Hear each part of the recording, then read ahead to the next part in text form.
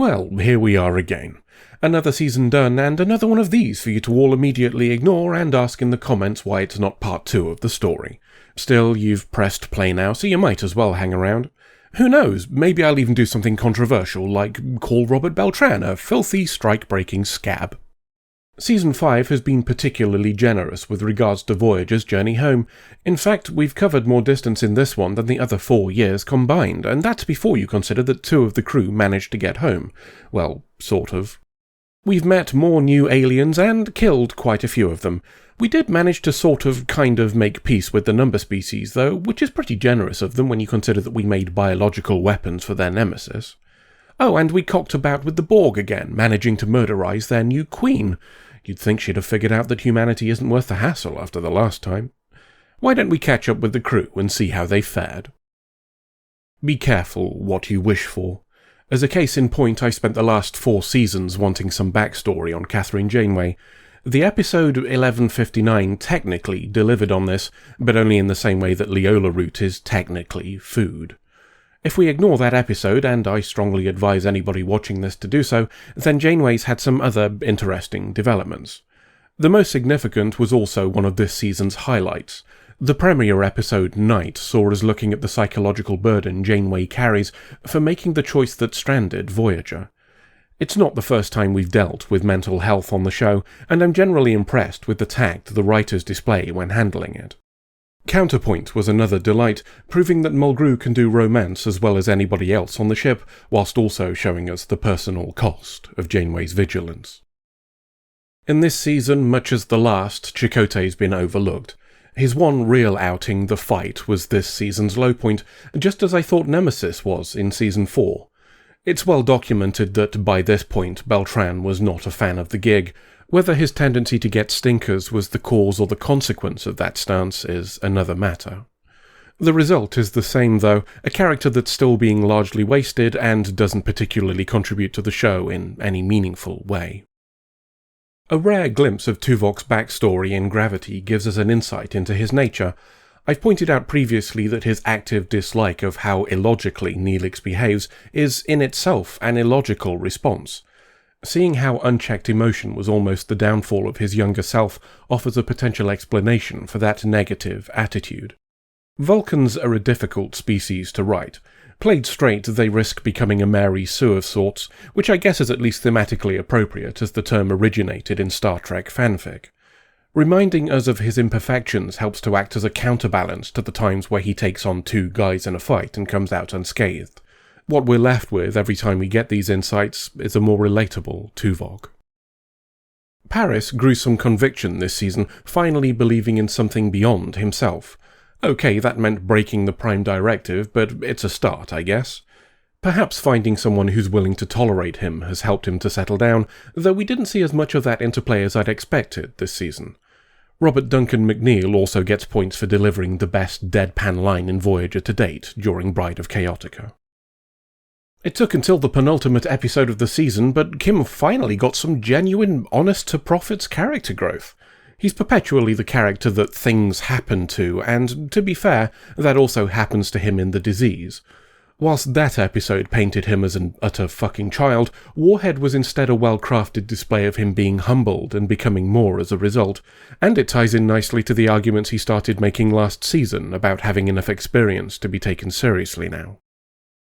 Extreme Risk showed us B'Elanna at her most vulnerable, another example of how the writers on Voyager generally handle mental health with great skill. We also had a poke at her childhood and the nature of her anger. Strong character exploration for her then, despite an episode where she spent the whole thing in bed with a space leech on her neck. Such is the nature of serving in Starfleet, I guess. One day you're having an existential crisis, the next you're acting as a life support system while Cardassian Dr. Mengele cuts up an alien that's attached to you. Fertile ground for the Doc this season. Latent Image showed us the crew, particularly Janeway, taking another step towards accepting him as an equal, and Warhead was an exploration of the ethics behind sentient entities made for a purpose. We've also seen him lean more into the role of tutor, both for Seven and Naomi, and more in general with his slideshow presentations. In a world where he'd been given the choice, I wonder if he'd instead have leaned more towards a career in education. Whilst technically not new to Voyager, Naomi made the leap to regular character this season, and is already one of my favourites. Once Upon a Time showed her to be both inquisitive and observant, whilst also having a greater grasp of emotional maturity than Neelix. Infinite Regress and Bliss showed the start of a friendship with Seven, which is understandable when you consider that Seven is in a comparable position, a wealth of intellect married to a dearth of personal experience. But that lack of experience hasn't stopped Naomi from already becoming a fully fleshed out character. Perhaps the knowledge that she's technically a copy of a corpse made her mature more quickly. Now she's a bit more settled in, Seven has essentially taken over the job of guide that Neelix had for the first couple of seasons. The Borg knowledge of Delta Quadrant species can be rolled out whenever we don't have the time in an episode to organically learn their backstory, delivering it instead in a tactical summary via the big screen in Astrometrics. I'm as conflicted on the use of that as I was when Neelix was doing it, and for the same reasons. It may be a time-efficient way of setting the groundwork, but it's far less narratively satisfying. As to Seven herself, we've seen more growth. As well as her own struggles with personal interaction, the episode Drone took things in an unexpected direction by making her a maternal figure, essentially allowing her to see her own situation from the perspective of Janeway. The maternal theme continued with a messy custody battle between Janeway and the Borg Queen in Dark Frontier, where we also confirmed that Seven's biological parents were irresponsible cunts. The core defining experience of Neelix, the loss of his family, was explored again in Once Upon a Time. By examining his desire to protect Naomi, we also see just how much that loss controls him. I've said before that Neelix might be the darkest character in the whole show, a core of pain wearing layers of masks, and that contradiction with his originally stated purpose of being the marketable comic relief character still fascinates me. Oh, and Ethan Phillips proves again in Someone to Watch Over Me that he can do genuine comedy when he's given something to work with beyond, look at this guy, isn't he wacky? For my money, Season 5's been the strongest showing to date, with some absolute fucking stonkers. Night finally addressed the weight Janeway's been carrying since the pilot episode. Course Oblivion showed us that Star Trek can do soul-crushing tragedy when it wants to, a significant detour from our usual fare. And Bride of Chaotica was a delightful bit of silliness where the cast got to have fun, though I can completely understand why that was divisive among viewers. We've had a couple of stinkers again, but they're a price worth paying for the treasure we find elsewhere. If we force ourselves to choose a single negative, it's probably that the most significant development of the last season, B'Elanna and Paris becoming a couple, has been largely ignored. We've referenced it in passing, but there's been no real exploration of it or the effect on them.